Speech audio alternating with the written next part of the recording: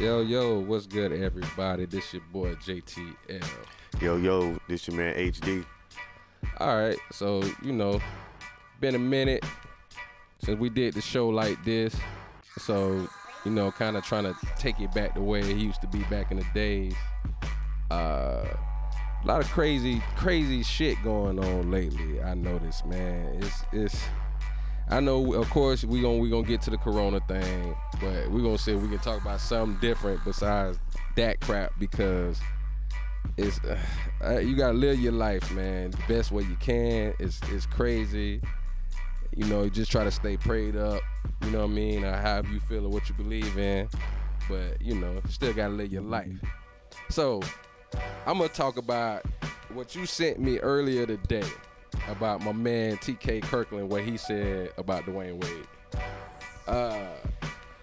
I'm glad I sent that because he speaks, at least on that topic, he's speaking how you and I would speak. He was giving his opinion. He didn't give a fuck what no one else was thinking or if someone was going to get offended. He just spoke his mind. He spoke how he feels, which is his opinion. It's like people are not allowed to have their own opinion anymore. If your opinion doesn't align with what the masses say, then you're fucked up or you're wrong or you're a hater or whatever phrase you want to use. Yeah, but before we get to that, what I was going to talk about is how he kept saying he didn't like Rudy Ray Moore's comedy.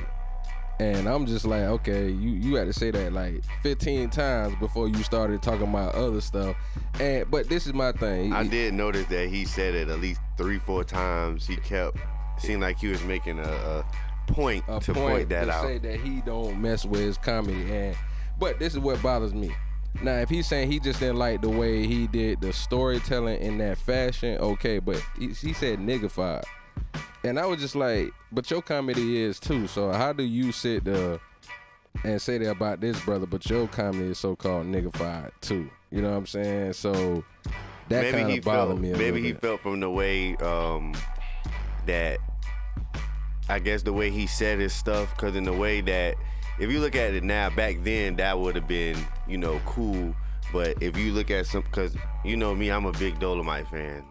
But the way he said some of his stuff, it may have nowadays may seem like he's tap dancing in a way, like the way he was saying his stuff. Like in that old way of, if you listen to the way he says his stuff, it kind of it comes across as like an ignorant person. Yeah, but not tap dance. I would say coonery. Coonery, not tap dancing, but coonery, like as if he's remedial or his he doesn't have an education. That's how it may come across to some people who try to act. Now I'm not saying I feel that way because I love Dolomite. That's a great fucking movie. Because I mean, it was just a character. Like if you look at how TK Kirkland is, like that's what he talks about. He says that's him in his real life. Rudy Dolomite is separate from Rudy. Right. You know what I'm saying? It's just a character. Yeah, so when he said that, it was like he could have just had one time, like, I didn't really particularly care for his style of comedy, but, he's a good person. Mm-hmm. But you had to keep saying it, and I was just like... And when he says that niggified, it's kind of like what I was explaining, how some people try to act like they're just so above talking about certain things or talking a certain way. So it's kind of like he's slamming the dude, like he's putting him down. That's exactly what he did. Yeah. That's exactly what he did, because I noticed he's been doing that a lot lately, talking like he's better than a lot of comedians. I've been noticing that. But when you listen to his way of comedy, no offense, because, I like him too, but it's like, bro, all you talk about is like pimping, basically. Like females, you know what I'm saying? And being a pimp. Yeah. So it's like, when you talk about other people, I be looking at it like, all right, okay, if you say so, bro. You know what I'm saying? But I digress. Let's get to what he said about Wade. I respect that because it's like, yo, okay, they say they allies of the LGBT community. And you know what I'm saying? So they felt that they had to be supportive of their child. I'll say their child. They had to be supportive of their child. So that's why they pushing it the way they did. And I was looking at it like, okay, but you putting it out there on Front Street. So, and then I see people like, okay, like I seen somebody say, so T.I. is wrong for the way he's parenting, but Dwayne Wade and Gabrielle Union are cool with the way they parenting. That I don't get is how can you tell me that either both wrong or both right? And I do believe that some people, I'm not going to sit here and point my finger right at Dwayne Wade, because then that'll be me being like everybody else. Well, he's supposed to be the leader of the household, right? No, I'm just saying in the aspect of, I'm not just going to say his name. I'm going to say some parents do just throw things out on social media for attention. Okay, I'm not saying him, because everyone has been bashing in a certain way him and Gabrielle Union. I'm just saying some people do that for attention, and it's like, if your child is choosing to be whatever, coming out, trans, whatever, it's kind of like, all right, y'all do that in y'all house and y'all be happy in your house. Right. It's not like you have to make a big ass announcement or a parade or, you know, this big event. You know, that's something that your kid is choosing to do. And if you support them as a parent, that's what you're supposed to do, because that's your child. You're supposed to support your kid, but it doesn't have to be where you're making a full parade and throwing it to everybody in the world, because, you know, that should be something that's in-house. But let's also think about it like this. Can we attest that to, all right, they've been in Hollywood so long that everything we would see as abnormal, they try to make normal lies. Like, I don't think it's just, okay, no, this is the way it is. Like, if you in humble beginnings, like, look at Jada Pinkett and Will Smith and all of them.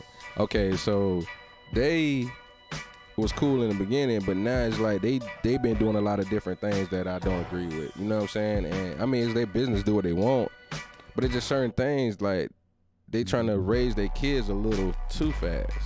Like, they got so much freedom, us growing up, and I ain't gonna say just the hood, in situations where our family, we gotta work at an early age, learn to manage our own money, help pay bills and stuff like that. They don't have to go through that. So they able to do a lot of BS. And I feel like that's what Gabrielle Union and D Wade is doing now. And it's so much freedom. And not to cut you off, looking for something else to do. On what you saying, they're not giving their kids, in some instances, the kids are not able to be kid. They're getting all this stuff at 10, 11, and they're not allowing their kids to just be kids. At 10, you're supposed to be climbing trees and outside playing football. Right. But they're not allowing, well, I don't want to use the word allowing, but you don't really see where the kids are like being kids, because they on these planes and going to photo shoots and this and that on TV, and they're not getting to really enjoy the kid aspect of it. I mean, they do, but what I'm saying is they don't have the type of responsibilities and concerns that we had coming up. Okay, so if you somebody that has to work at an early age to help pay bills, you ain't got no time to say, I'm gonna change the game and I'm gonna go to my what you call it? I'm gonna go to the what you call that thing that he was in? The I'm gonna go to my prom in a Goku suit or something like that. You not thinking like that. You know what I'm saying? You like, I'm trying to help moms pay these bills, stay out of trouble, get these grades. Like, or my neighborhood might be kind of dangerous. I gotta watch out for the gangbangers or the thugs up the street while I'm just trying to go to school or just be out there playing basketball. You not thinking like that. You know what I'm saying? So the stuff that they're free to do gets a little outrageous. And I think they're growing up too fast. That's what I meant by missing out on the childhood part. They just growing up way too fast. I mean, they going to me, they just go right past it, and they're allowing them to be so free. Or maybe it's just us. They're allowed to be so free that they can do stuff we can't fathom. We trying to make it to the next day. They have so much freedom. They can plan to be 10 different people, characters in 1 week. And we like, motherfucker, I'm still trying to get a job. So I don't know. I think it's just that. You know, it's that Hollywood stuff. And then at 13, 12, 11, whatever, does someone at 12 or 13 really, really understand sexuality? 12. 12. Because you're still learning about sexuality at 18, 19 when you go to college. Sometimes when you get out of college, there's some people who are in college graduating, they don't know, excuse me for saying this, about, what a G-spot is or how to touch a man or a woman in a certain way or about their own sexuality within themselves. So how can someone at 13 know that when it's adults who are still seeking help or advice or trying to find themselves? You hear people 26 years old saying, I'm just trying to find myself, Well, let me throw this curveball at you, because I remember somebody said this. I think it was some show I was watching on YouTube. They was like, the dude was asking a question. He was like, I'm just asking a real question. Is a person gay before or after they make the sexual act? So, okay, let's say if they want to be somebody like Prince, wear butt-out jeans, hit splits, and wear high heels, does that make them gay? So, this young preteen seems very smart, and I seen how they was talking to Wade when they was talking about the situation, and he said he want to live his truth. So I'm gonna say two things. One thing I'm gonna say is, okay, well, living your truth would be you a boy that like boys, and you want to dress up like a girl. That's the truth. But he said, I want to be living my truth. I want to be called a girl. Whatever, that's the pronouns. But let's look at it like this. Okay, so is it that he know he's gonna be gay? Because I think he actually thinks that he's like, I'm gonna be a girl that likes a straight trans girl that likes boys. Like, he thinks he's gonna be straight. But who knows, when the child turns 17 or 18, he may think in their head, you know what? I kind of like girls. Girls are kind of sexy, I don't know, man. If he changed like that, ain't nobody gonna let him live that down. See, let's talk about that. That's another good reason why you shouldn't put all your business out there. Because now as this child gets older, what they gonna look at it like? You know what I'm saying? Oh, well, you ain't keeping it real. You know what I'm saying? You fake gay. And then you might have some people go in on him for that. That's just like that that comedian. It's a trans comedian named Flame Monroe. Funny comedian, by the way. There's a trans wonder. And she disagrees with all this stuff. Like, no, if you like Malik Yoba, when she brought up Malik Yoba, she was like, well, no, you gay. He was like, well, I say he, she, sometimes he do it, she do it, whatever. And he was like, if you like a woman with a penis, you gay. But just because they have the woman aspect, you think that makes it not homosexual. No, you're gay. Just so a woman with a penis, I don't get that. That's just crazy thinking. Why is it have to be such a, for like Malik Yoba, for example, why does it have to be such a hurtful thing if someone calls him gay? He was. I noticed he fought that really hard. Offended about he fought that really hard, but it's like, bro, you gay. No, I'm a straight. Why is that so hard, bro? You gay? Like, just accept it. But let's put it to you like this: the same thing with the little boy said, the little, they kid Wade and them kid, because I'm trying to be respectful of children for one thing. But he don't know shit. Let's keep it real. He don't know nothing. So sadly enough, what he does not realize is the reality is you're a boy. You was born a boy. You're gay. That's your reality. That's your truth.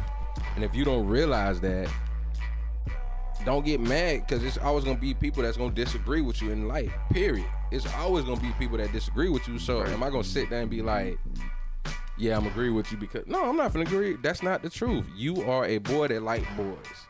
And I don't really see anything bad about, TK Kirkland saying that he pushes masculinity. Why do people get so offended when people say that? Like, it's like if someone says, I'm pushing for black masculinity, it's like, oh, he hates gay people. Oh, he's doing hate speech. No, that's just what he believes in. That's what he wants to push. That's what he wants. He wants more young black men to be masculine.